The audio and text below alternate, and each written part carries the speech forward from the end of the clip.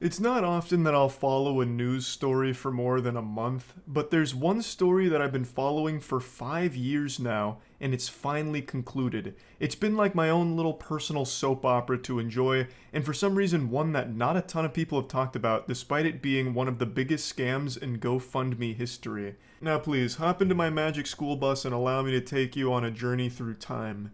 It is 2017 years after the death of Christ, and a woman named Caitlin McClure starts a GoFundMe titled Paying It Forward with a picture of her standing next to a homeless veteran named Johnny Bobbitt. She then tells the story about how her car broke down and she was out of gas, but Johnny Bobbitt came to the rescue like a saint, giving her his last $20 despite being homeless in order for her to pay for gas and get home. This heartwarming story tickled the soul of over 14,000 people who donated to this cause to try and help get Johnny Bobbitt a better life. The GoFundMe was started with a $10,000 goal, which was obviously fucking annihilated, raising over $400,000 for Johnny Bobbitt. And it was just a real feel-good story that I'm sure a lot of you have heard of.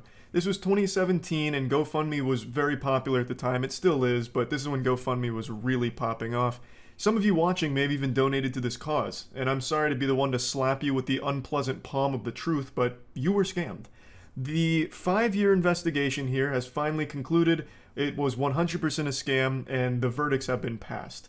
I'm going to get into the verdicts and everything towards the end, but I want to give you this entire timeline here because this is more wild than you'll probably expect. Now, I've been pretty outspoken about the dangers of GoFundMes. I think it's a great tool that gets abused by a lot of pieces of shit just trying to take advantage of good-intentioned people, just trying to squeeze money out of them. So you just got to be careful. You can't just blindly donate to something on GoFundMe without doing your due diligence first to make sure it's legitimate. I can't even count the number of times there's been like a tragedy or something noteworthy in the news and a fraudulent GoFundMe campaign gets started. A lot of people donate to it and it turns out it was run by someone unrelated to the events and they just pocket the money and run. It happens so often. There's just so many scams there, you have to be careful. And you'll see a ton of these like feel-good GoFundMes or like really needing help things that have these like really sad stories. My son slipped on a banana peel at the park. He broke both of his legs, both of his arms, and his skull was cracked in half like a fucking walnut. I'm looking for $3,000 for emergency surgery ASAP to fix my son. You know, like scratch your head like, $3,000?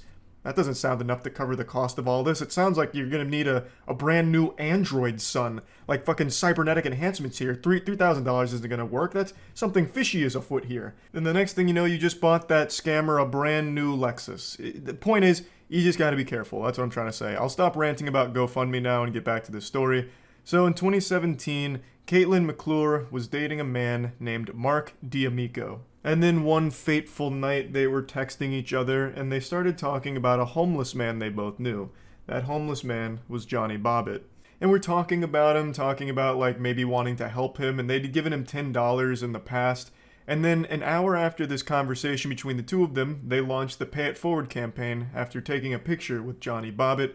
And then they fabricated the whole gas story about how he gave Catherine his last $20 so she could get fuel and get home, which was a complete lie, confirmed in text messages, by the way, where McClure was bragging about it and talking to a friend about how she made up that part because she needed to make it sad. It's actually like a scam Ed, Edd and Eddy would have run for Jawbreakers here, except these are 400,000 Jawbreakers. They raked in a fat stack of cash, and then they started spending that money.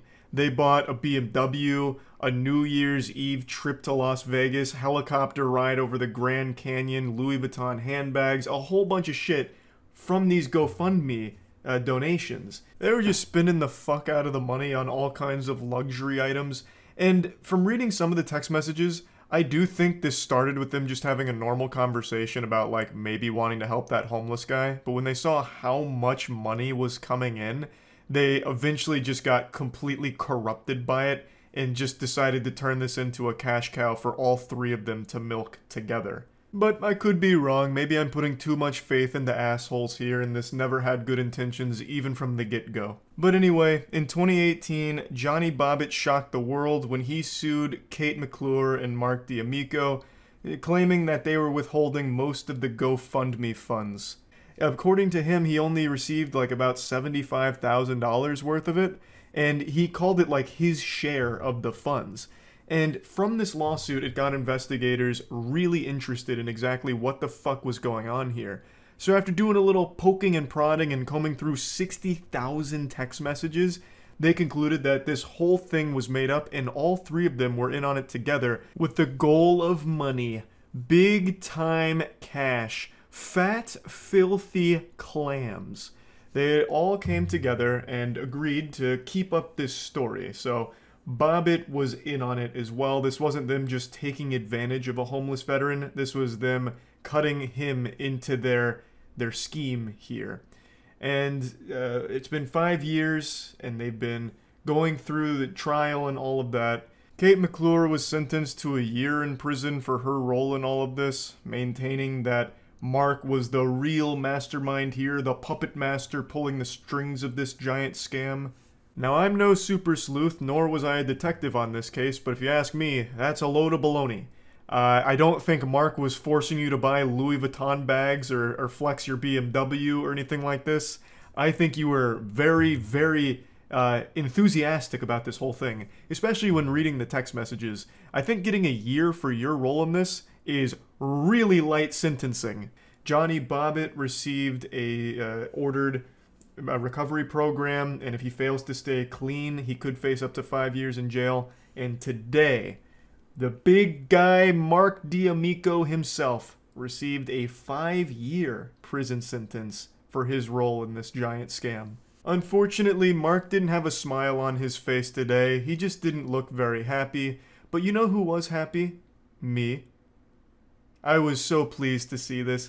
I absolutely love when a shit stain gets actual punishment for what they've done. Scamming people who are trying to help other people is one of the lowest things you can do.